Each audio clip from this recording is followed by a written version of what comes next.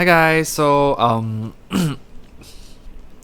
guys, so this is the fourth episode of the Dark Side TDS, and thank you for listening thus far. I think that if you have been listening, I think you guys are kind of invested in my story, and I thank you for your support. So I had just this thing going on. Okay, so maybe I'll call you guys like, because the dark side you have a shadow, right? So and then with a shadow, and I like cats a lot. Like for example, sandwiches here. Okay, sandwiches here. So I like cats a lot. So I was thinking like this little fandom would be called Shadow Cats, and yeah. So if you are watching this, thank you for being a shadow cat, and I'll be using this term in future as well. So yes. So for my fellow shadow cats, okay, I'm gonna talk about two and a half stories. Okay, so two of them are linked. The last one is a standalone that therefore is like two and a half story. Okay, so I'm gonna introduce some characters. Okay, so let's start with my best friend Edamame. Okay, and great. Okay, so let's talk about how I met these two persons. As I mentioned, Edamame was the person that was there at my wake. Okay, not my wake. I'm not dead. Sorry, at my dad's wake. Okay, and he was there throughout the night. He was there accompanying me, and I was really very appreciative of it because, to be honest, I'm not family, and he treated me like one. Okay, I knew it that he was a really really nice guy. And so how I met him was when I was younger. I worked at a Golden Village around 16 or 17 when my O levels were done. Like for example, I had to do like there was some time after studying, so you could just find a part-time job, and I worked at the cinemas. So what's he doing? Okay, so like working at a cinema, I met Edamame. So Edamame was the first person I met when this random uncle, okay, he was just like, trying to introduce us into what to do, and he was teaching me how to iron the clothes. And then Edamame had made a very snide, sarcastic remark saying like, oh wow, like nowadays you also have to teach people how to iron clothes. Yeah, so I think the first impression of him wasn't that great. Okay, but then down the road, I realized that he's a really, really fun guy to be with, and he is someone that, like in the room setting, he brightens up the room, and he is like, an extrovert back then, okay, and then he would be like really loud and try to make everyone comfortable, which I really, really appreciate. So so I became a lot closer to him together with a few people. So I'm gonna introduce another character. So as I mentioned, Grape is someone I had a little conflict with, which I'll talk about later. So for Grape, right, she was also someone that was working in Golden Village, and then she introduced me to anime and cosplays specifically. Like I was already watching anime, but she was a cosplayer back then. So at 16 and 17, I was like, wow, like you do all of this. So I followed her in one of the events, and I realized, oh, people will like take photos of you and like recognize you for that. It's so cool. I wanted a part of it. So me, Grape, and another character, Pomegranate, we formed a small little group and we cosplayed the subsequent year. So that was my introduction to cosplay, and like 15 years later, here I am.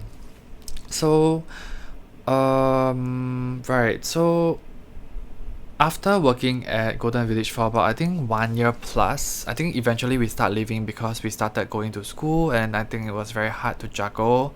Plus the management wanted to X us out. There was a new like management staff, so we were being kicked out eventually because they didn't like the old management crew. So eventually we were out, but then we still remain friends, like close friends. So there's actually 5 of us. So I've already introduced Edamame, Grape, Pomegranate. So the last girl is called Watermelon. So Watermelon was someone that we met at the cosplay event. She's actually a very good friend of Grape. So she's like this anime doujin and doll collector. She really collects a lot of dolls, like those very beautiful dolls. not like bliff dolls, I can't remember, ball joint dolls, yes, ball joint dolls. So it was really cool. I saw, like, remember she had a collection like 6 of them, and it's quite expensive, right? It's like about $1,000 per doll, so I was very amazed. Yeah, and the dolls were very beautiful and very anatomically correct. That's all I'm gonna say. Okay, yeah. So we were this 5, like we were a little clique. Okay, so me and edamame, we had a little pact saying that after national service, which is military, we will go to Korea. So but in between that, right, as we were meeting up like every month or so, I feel like my friendship with edamame was kind of strained. Okay, partly because of grape, in a way. Okay, because sometimes when we meet up, right, there'll be friends that'll be late, and when they are late, it's like half an hour, 45 minutes, sometimes it's like 1 hour late, and so sometimes Grape will tell me like, oh, because like edamame was taking his own time, or like, oh, edamame wanted to buy some stuff, so I kind of believed her. Okay, and then I started talking less to him about my problems, especially like I was dating Eggplant back then. Okay, oh, remember I talked about eggplants? There was this one girl that I ate the ice cream of and she was jealous of, so that was actually Watermelon. Yeah, so we went to Tom's Palette, and then Watermelon was just eating one random ice cream, and I ate a flavor out of her cup, and that's why Eggplant was so mad. My previous ex was so mad, and then we had a fight over it, which was very dumb, but whatever. Yeah, so it's very interconnected, but I want to thank these 4 friends, okay, for really accepting me even though that bitch is so old. Okay, and they really tried to accept her. I can really see that they were trying, and I feel like, oh, they really were not like judgmental of me whatsoever, even though it didn't work out, which is great. But yeah, I'm very thankful for all 4 of them. Okay, and then so let's go to Korea. Okay, so here's the thing. So Grape, right? A lot of friendships, they start to crack when you go overseas. Like you start to realize everyone's habit, and like chilling friends might not be vacation friends, like they traveling friends per se, because you don't really live with them, you don't really see their habits. But when you go overseas, everything is out of the window. You'll see the unfiltered, real self of them. Okay, so when we're going to Korea, so Grape is a little bit more picky on food. I would say she cannot eat spicy food, she cannot eat seafood. Yeah, so, and you're in Korea, so what are you supposed to eat then? Like, that was something that we didn't really thought about. Okay, but when we reached there, we felt the entirety of it. So first day we reached Korea, and then it was about, I think, quite late at night already. We checked in, so we wanna eat dinner, but because of this restriction, no spicy food, no seafood, we were not left with many. So I think we were living near Hongdae. Yes, we were living near Hongdae. So it was like there was some Western looking food, and end up my first meal in Korea was fries, fried chicken, and pizza, if I'm not wrong. Yeah, and mashed potato. It was giving very like Pizza Hut and KFC vibes. It's not even like a Korean flavor like Yangnam chicken. No, it was just like, I think, like butter chicken fried, something like that. Okay, obviously I was hungry, so it felt yummy to me, but I'm in Korea. I just want some Korean food like tteokbokki or like ramyeon or like sundubu jjigae, I just wanted more of that. Okay, yeah, so it was so frustrating. Oh, I think back then, me and Pomegranate, we learned a bit of Korean together, so we were kind of like translating most of the stuff that people were asking us to do. So like we could ask like directions, maybe. Then we could like maybe ask some people where to get to a certain place, or where to get a certain food, how much it costs, stuff like that. So the first few days was kind of bad already. So let me tell you a certain habit that Grape had, which was kind of like um kind of shocking to me. Okay, so because like for girls, right, they like to, I mean, if you wash your hair, it takes really long. But she's not very tall. She's like about 1.5. But then her hair is like until her waist, so that's like a good, I don't know, 80 to 90 centimeters of hair. She only washes her hair in the morning. Okay, nothing wrong about it. But the thing is, like, so the day before, we already said that, okay, the next day let's like try and leave house by around 12. I understand that we are like having a vacation, so let's not wake up at 9. That's a bit too crazy. So let's just wake up at like 11, start to prepare, and then eventually we'll leave, right? So at 11, I could hear her alarm snoozing non-stop. She had to be the first one because she showers and she washes her hair. So that person got to wake up first. If not, everyone would be delayed. And I think there was only one toilet as well. So we waited for her to wake up, and she snoozed until like probably 11:30. Then she woke up. It was so frustrating already because no one was prepared. No one was ready, right? I mean, on hindsight, maybe the other girl should have gotten ready or what. But okay, so she had to wake up. She washed her hair. She dried her hair. I think all in all, it took about an hour. So by then it was already like 12:30. I think almost 12:30, 12:45. Everyone was about ready. And you know what they did? The four of them, they started playing Zoom Zoom. Okay, this is a game that I'll hate for life because of what they have done. Because I wanted to go and get some food. I was already so hungry. I think by then it was already 1 p.m. I haven't eaten anything. Okay, and I was awake since 11. And yeah, I was just waiting and waiting and waiting. So the moment they played Zoom Zoom, I gave them like 5 to 10 minutes. I was like, it's just one round, right? And then when they ended the round and started another round, I was like, you know what, I'm done. I just took my bags and I left because I felt like, oh, you guys are really not respecting me. Like you four are playing a game already. Okay, fine.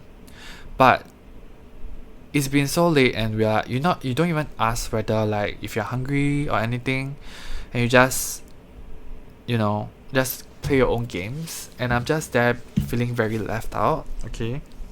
So whatever. So after I left, then everyone also started leaving, and then we went to find some food. But then Grape was like, oh, I don't really eat breakfast, but bitch, like, it was really like 1 leh. It's already 1 p.m. So we had bread. Okay, we had bread. Okay, so yes, Korean bakery. Yes, some of them pretty nice, pretty yummy. And then so I got some like maybe sweet potato bread or something very different from what I normally eat. It was quite nice, but then honestly there wasn't much, isn't it? So for some very weird reason, I think I didn't plan because I was lazy. So I left the planning to Pomegranate and Grape. So they did all the planning. So we just followed blindly. I didn't have any issue with the like schedules or the places we were going to, but I think food was really a big issue because I don't know, for some weird reason, in 7 days we only ate like rice 3 times. Okay, so the first time was when we went to Myeongdong. I think it was about the second or third night already. Then I was like, we really need to eat some rice. Okay, so we had army stew. Back then at 16 or 17, that's like what, a good 10 years ago. Army stew was like, wow, it was the hype. We had to try army stew. Despite being at level 1, it was so spicy. Like, we were breathing fire from our throats, and wow, it was really quite traumatizing. Like, we ordered a lot of soft drinks and it didn't really help. So yeah, lesson learned that level 1 spiciness in Korean is also very spicy nonetheless. Okay, so after that, I think Grape was not very happy because it was too spicy for her. Obviously, she couldn't really eat much that day, so I think that could have affected her mood a little bit. Yeah. And then I think, okay, so throughout the trip, right, I could feel like we weren't really happy per se, like all of us.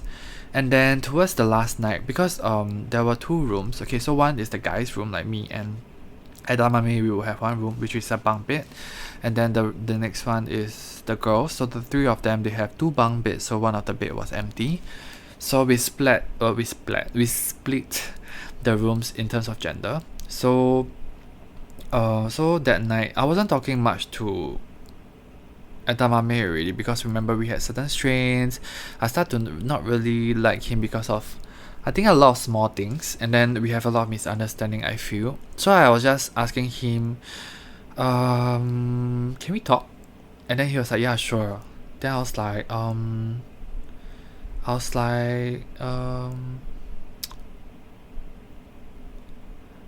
do you enjoy this trip? Then his answer was like, no.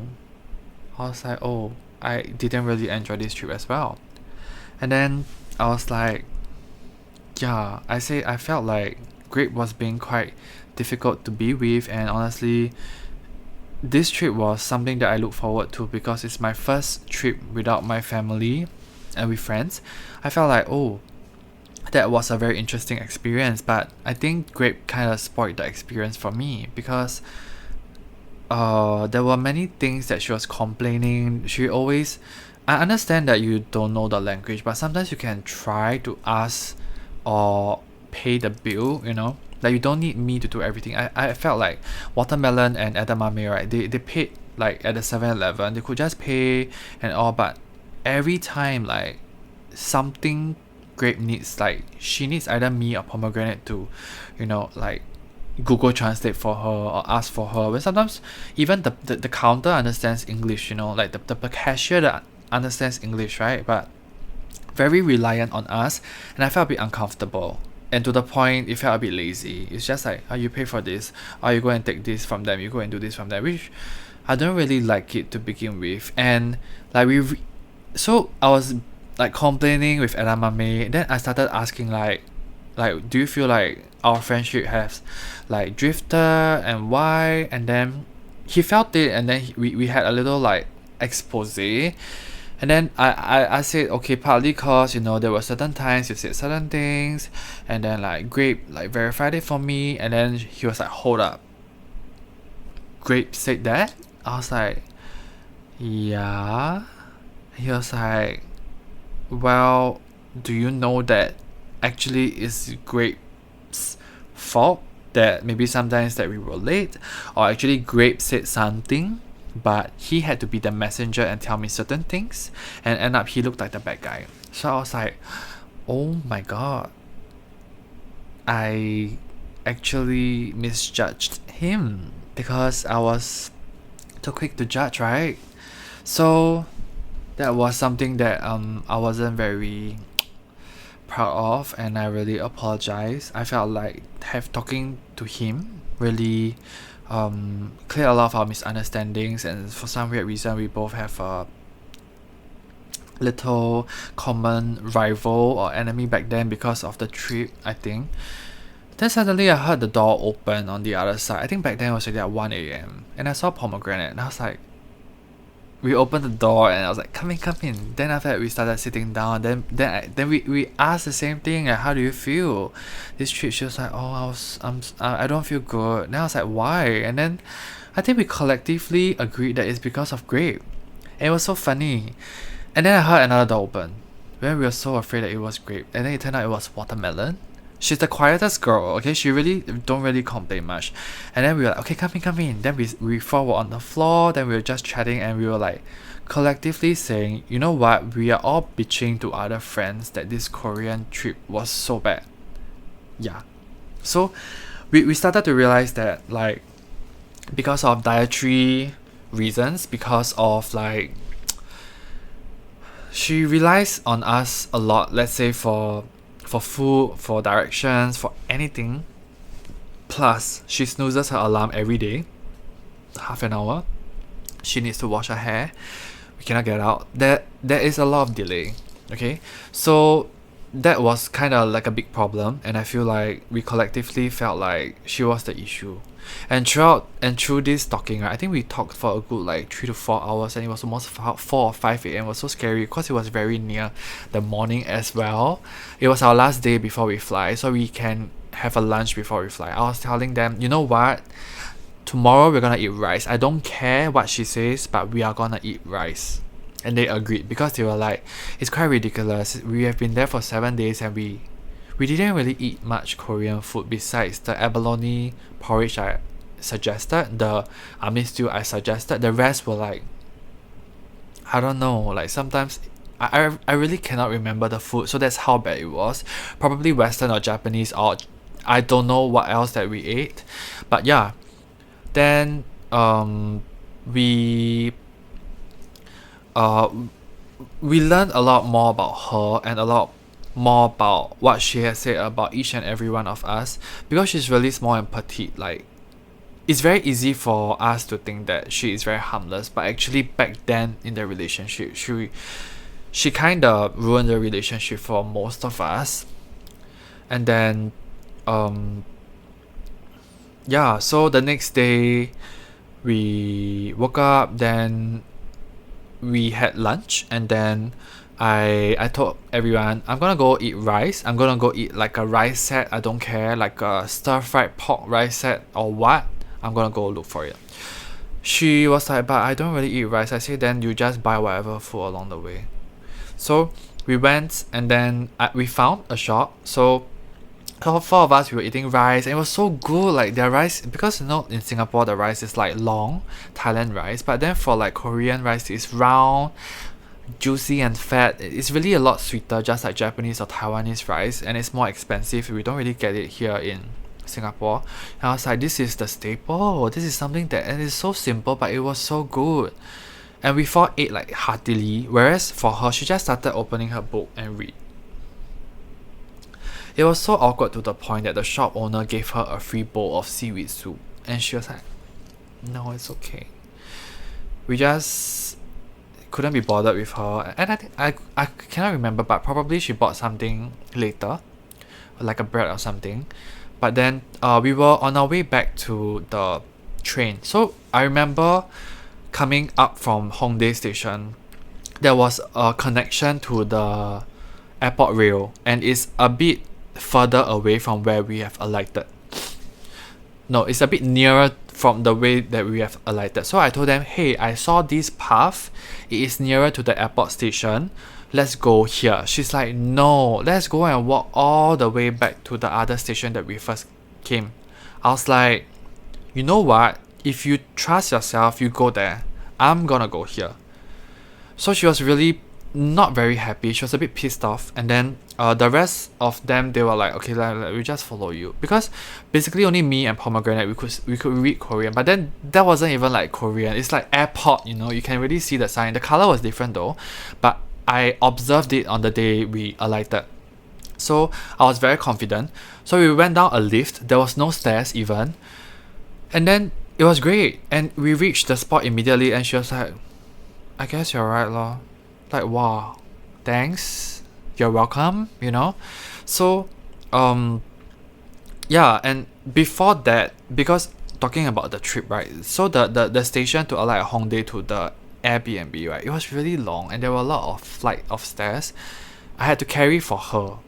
And I think some of the girls also have to carry for her. I don't know why, but I just don't understand why you cannot carry your own things that you brought over, right?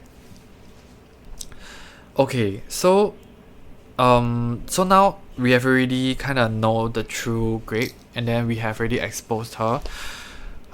So I think a few weeks later, she wanted a meet up, or she wanted to have a group meeting or something, and then I think I just didn't want to meet up, and then eventually I can't remember how, but I think I confronted her in my WhatsApp or something, asking her like, why did you say this, that, and why do you always make edamame the bad guy? She was kind of lost for words, And then I was like, you know what? I don't really know who you are now, because we've been friends for like a good 5 years, but I really don't know who you are. And or is it 7 years back then? Yeah. And then I don't know what I said, but it was along the line of like, I think I don't want to be your friend anymore, So obviously she was very upset.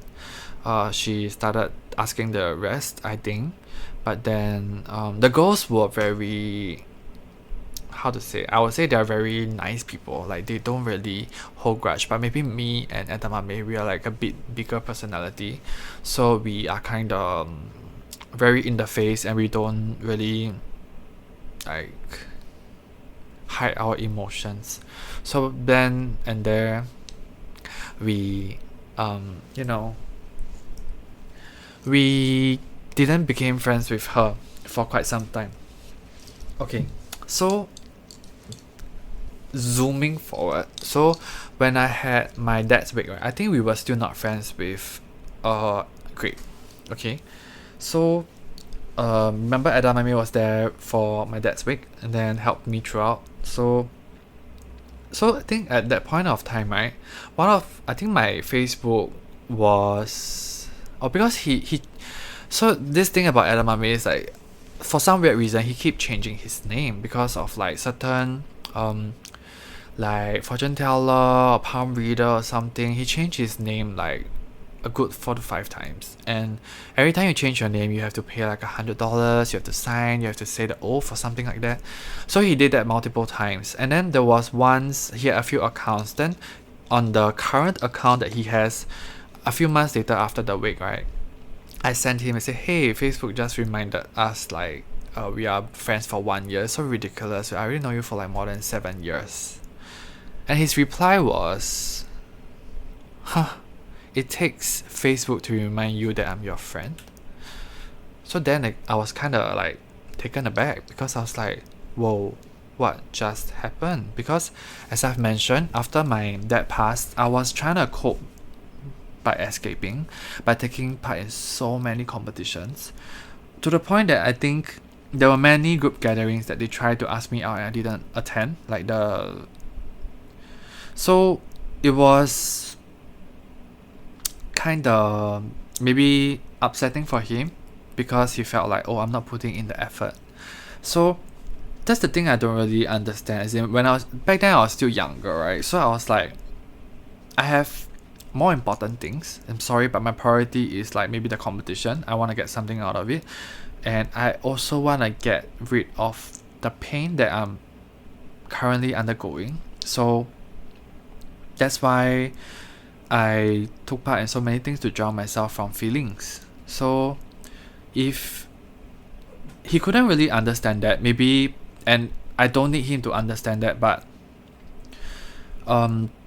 maybe that was the reason why we had a very big like misunderstanding.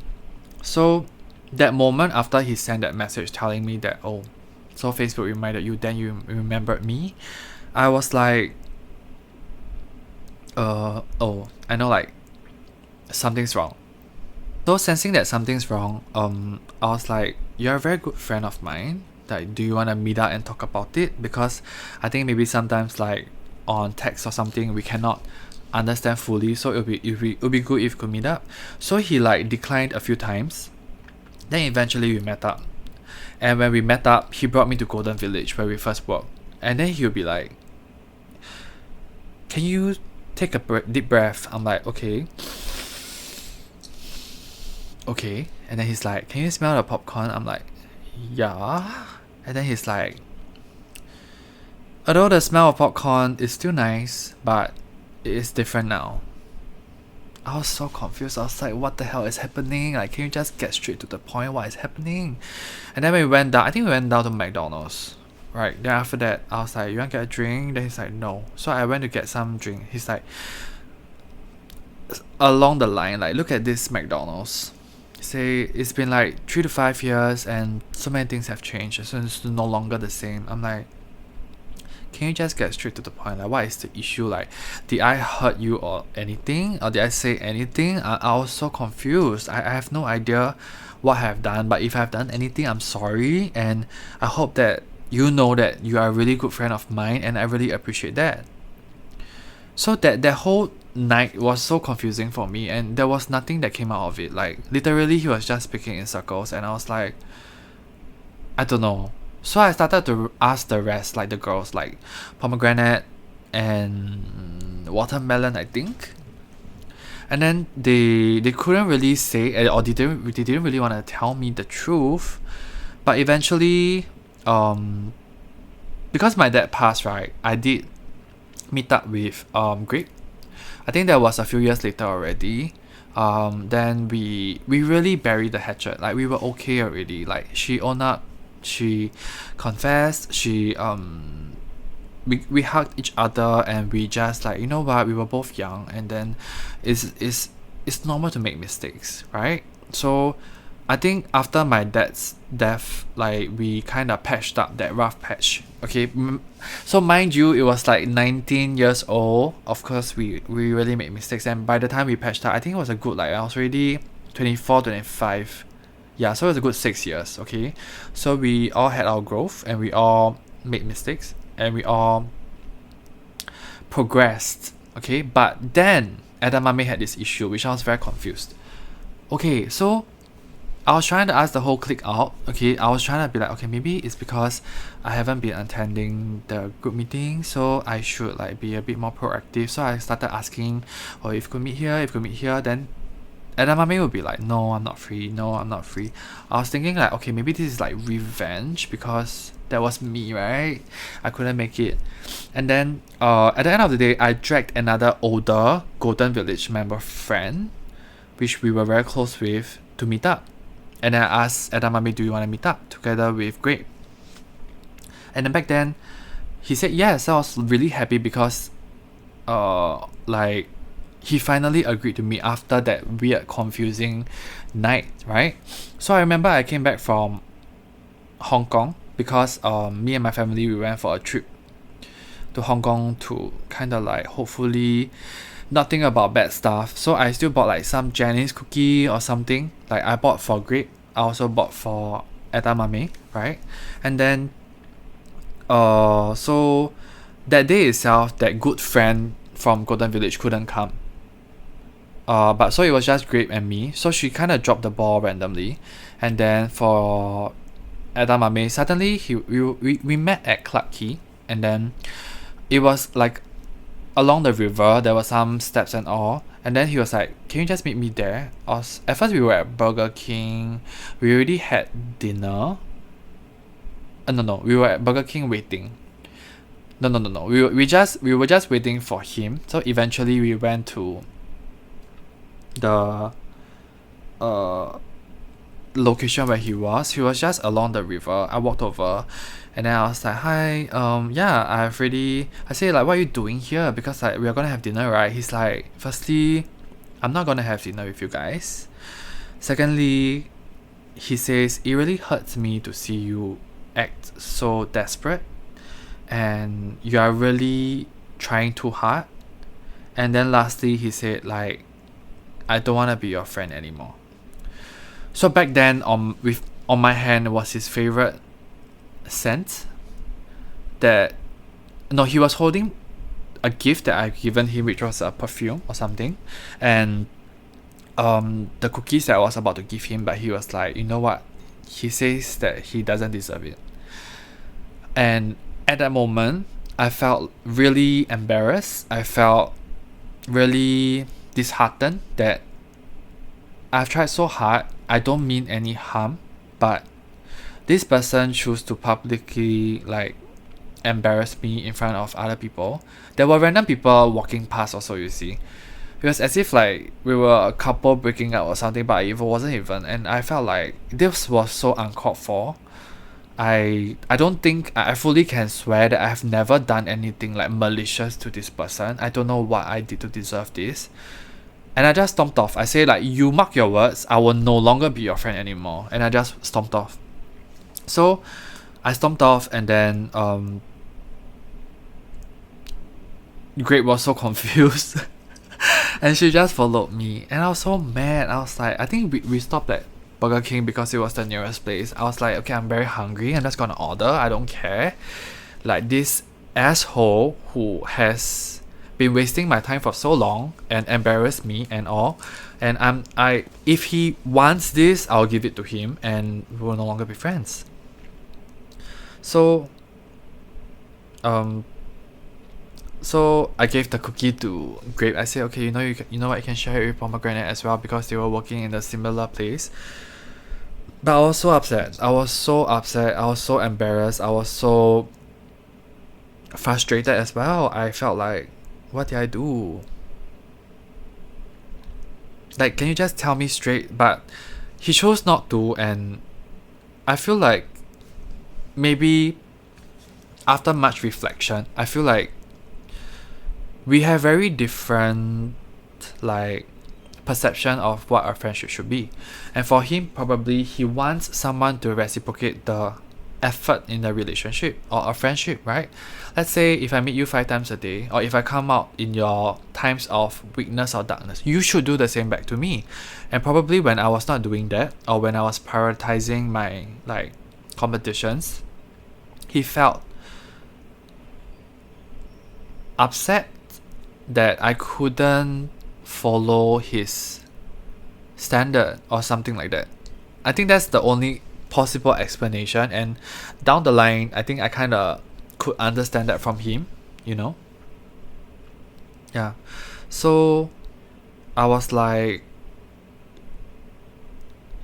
maybe for me, like for my friends, I feel like good friends are those that even if I don't connect with you for a very long time, but when we eventually meet up, we will still have the same frequency, we will still talk about the same shit, and we will still like have fun. But for him, maybe quantity is more important than quality. And so back then he decided to do that, and I was really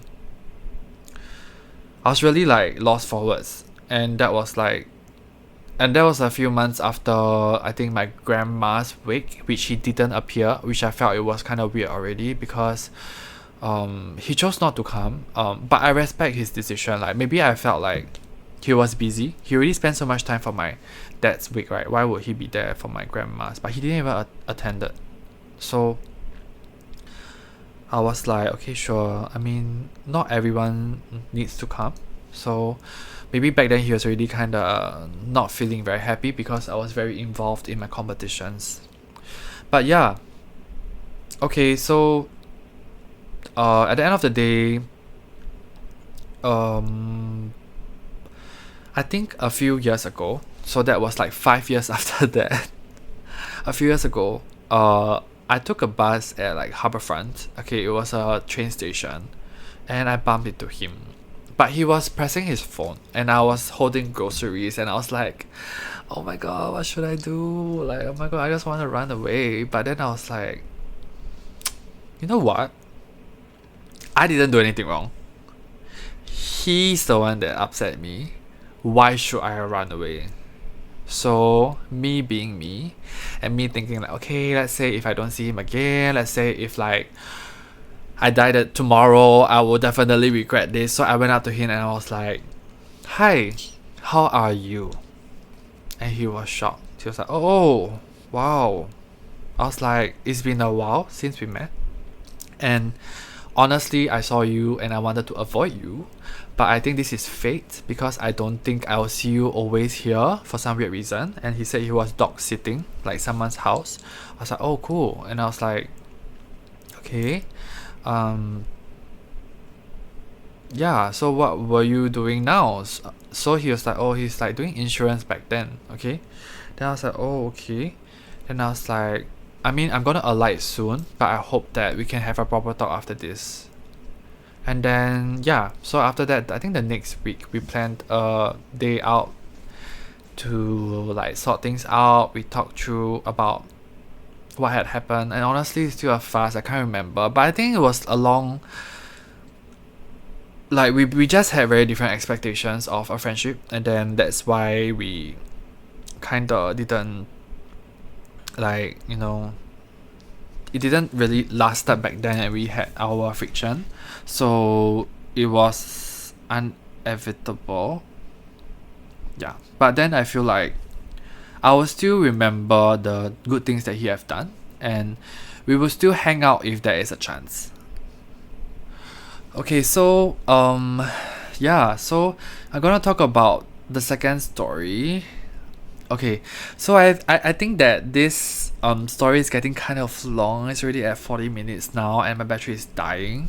So I'm gonna just say this is the part one of managing toxic, not say toxic, managing tricky friendships. Okay, and I have another thing that I've already mentioned, right? I want to talk about some friend of mine, which is an insurance agent, kinda scammed me $20,000.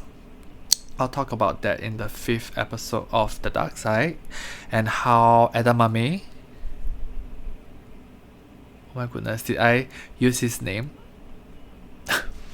Okay, so I'm gonna talk about how edamame gonna help me a little bit with this case, because he was kind of related in helping me, and how what had happened to me and how I got scammed this large amount of money. So hope you guys enjoyed this episode, and if you're having, or if you could relate to any like friendship problems, sometimes you just need to understand that I think between human, it is inevitable that you're gonna have differences, and you're gonna like met it out, you're gonna hash it out, you're gonna have some bad times, but I think the true friends, they would last regardless, and they'll still be there for you. Okay, so hopefully you enjoyed this episode of The Dark Side, and I'll see you guys in the next episode. Bye.